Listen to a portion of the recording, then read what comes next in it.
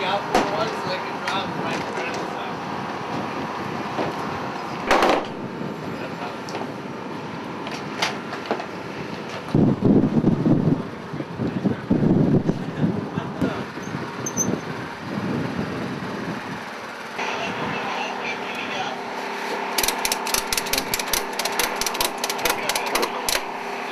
Alright, dude, you're good.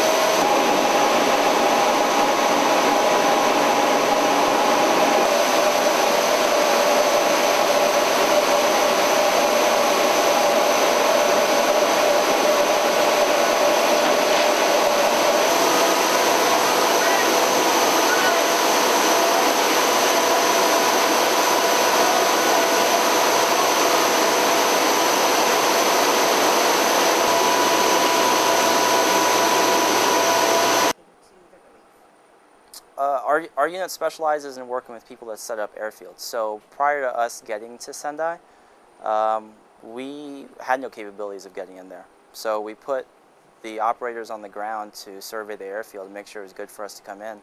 And we were the first ones on the scene to make sure the other airplanes can get in.